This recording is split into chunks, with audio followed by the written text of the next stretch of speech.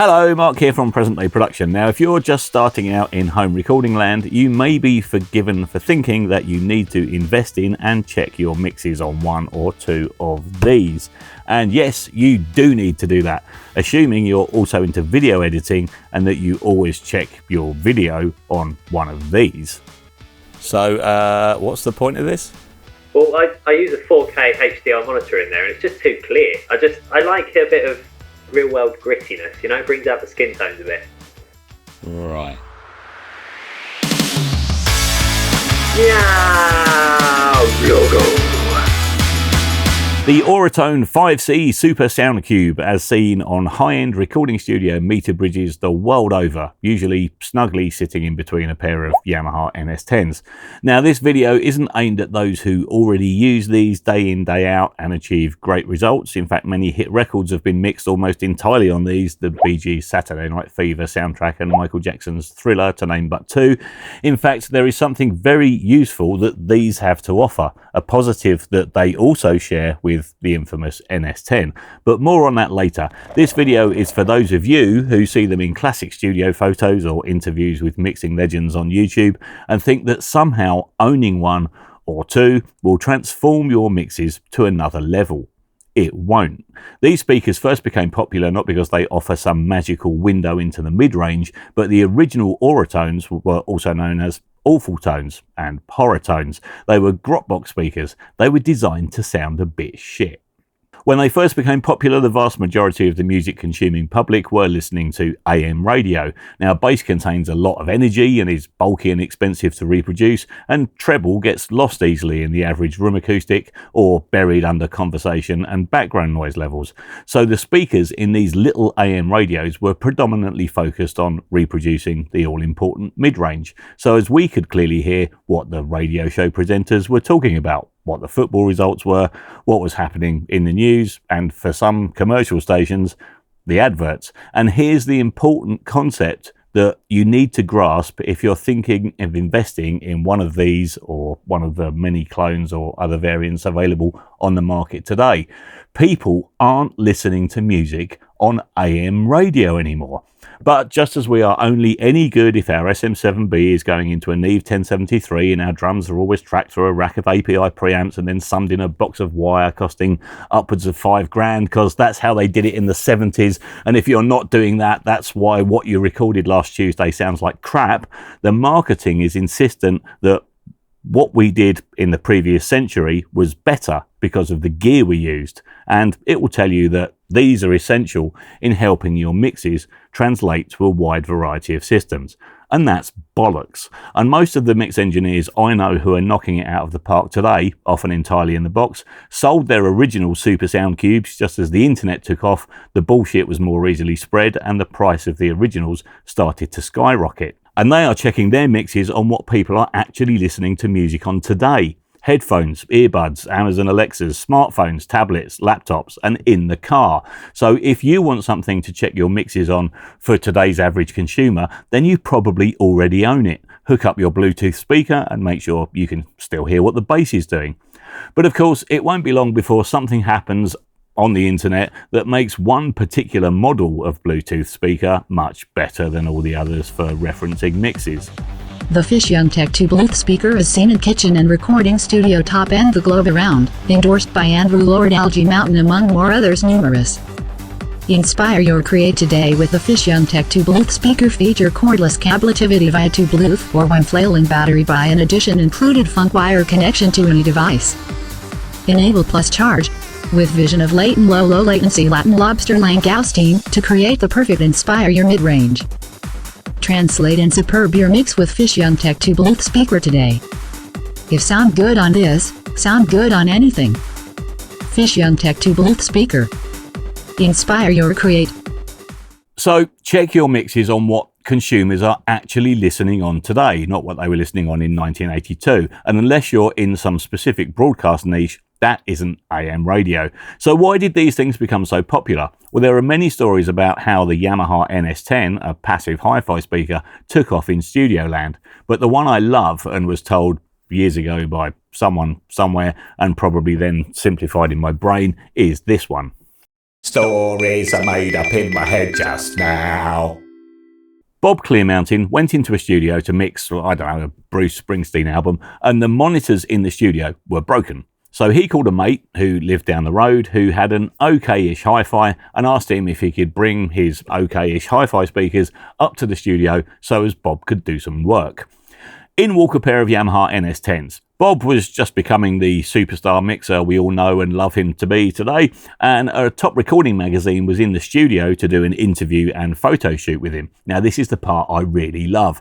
The speakers were the right way up, but slightly obscuring the view through the window into the live room, and so the production designer for the magazine's photo shoot turned them on their side. Cue glossy magazine photos of NS10s on their sides, balanced on meter bridges behind Bob, and then every other mix engineer in the world going, Bob Clearmountain uses NS10s and he turns them on their sides. Must get someone do that. That's obviously where the magic is. And this led to thousands of photos of NS10s on their sides in other studios all around the world, and Yamaha even coming out with the NS10M, or monitor, a studio version with the logo printed sideways.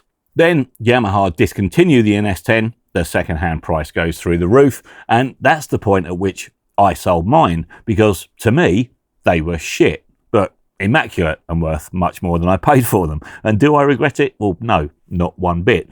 Now, that story might not be entirely accurate, and I've heard many different versions of it over the years, and I think Bob himself might have even denied it at one point. But the point is that something happened that means that many studio control rooms you walk in today have a pair of NS10s on their side that probably never get turned on top of a console meter bridge that probably never gets turned on, because that's what people expect to see in a studio. And it's the same with the sound cubes and various variants of. And yes, people use them, and yes, some people swear by them, and that's absolutely fine. But that doesn't mean if you're just starting out, you should buy them. But what about the magical window into the mid-range? Well, Mike Senior, in his excellent Sound on Sound review of the re-released Auratones from 2016, says, I don't reckon people with more expensive main monitors will be particularly well served by the new Auratone as a supplementary mid-range balancing tool.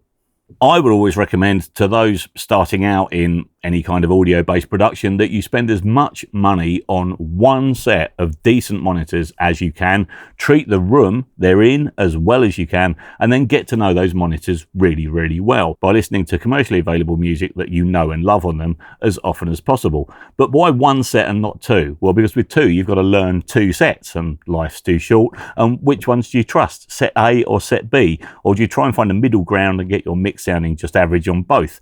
Learning one set of monitors and investing as much as you can in them, based on my experience at least, is the most surefire way to check that your mixes translate. And when you think you've nailed it, then yes, by all means, check it in the car, check it on your Bluetooth speaker, check it on some cheap earbuds. But what of the useful characteristic I mentioned earlier that the Auratones, derivatives of, and NS10s share? They all use a folded paper cone, sealed enclosure design, and that means fast transient response and super tight bass, where there is bass. Here's some science that, again, might not be entirely accurate. Science I made up in my head just now. Here are four main types of cabinet design often used in studio monitors: sealed enclosure, ported, transmission line, and vented. Ported speakers generally have a tuned bass port that uses the cabinet design to create an extended low frequency response and are found in most budget home studio designs. Transmission line enclosures feed the bass energy coming from the rear of the driver through a precisely calculated labyrinth of magical voodoo to dampen any unwanted acoustic artifacts, and due to the precise engineering involved, ensure that the bass coming out of the front of the transmission line is precisely in phase with that coming out the front of the driver, thereby increasing the output. Vented enclosures look like ported enclosures, such as the ones behind me now, but rather than a tuned port to extend low ends, they just feature a hole whose sole purpose is to let air out as the cone moves backwards. Sealed enclosure speakers, such as this one, mean just that. The drivers are mounted in an airtight sealed box. This means that it's quite difficult for the cone to move backwards due to the air pressure in the box, but that it moves back to its resting position much more easily, and that can result in a greater performance in the time domain, a faster transient response, at least from a standstill. And this is one reason why so many people swear by their little cubes and their NS10s. They do often reproduce sources with high transient and mid-range content, such as piano, hand percussion, acoustic guitar, more reliably than budget ported designs, particularly the two-way designs where the woofer is responsible for both bass and mid-range content. That can lead to a sound weaker in transient information as the low mid driver tries to move in and out 100 times a second to reproduce the bass end, whilst also trying to do the same but 400 to 4,000 times a second to also reproduce the mids. This fast transient response can help when judging compression, for example. So really the main take home from this video is that, as is so often the case, the Mixcube NS10 thing is just another example of the music production community as a whole being very reluctant to ditch tradition, to drag themselves kicking and screaming out of whichever 20th century decade they seem to be stuck in. And our advice for you, especially if you're new to this, would be to get the best monitors in the best environment you can and reference your mixes on what people are actually listening to music on today. And that's not AM radio. As ever, thank you very much for watching. Please hit subscribe if you haven't already. Don't forget to ding the ding dong, create, don't hate in the comments below, and you'll see us in the next one. Got to do a joke again now, haven't I? I think so, yeah. You can have two today. Oh, What do you call a magic dog? what? A labracadabrador. And did you hear about the band who kept falling through the floorboards? No, I didn't. No, it's just the stage they were going through.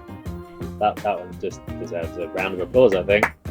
A quiet round of applause so we don't Don't wake up the cat.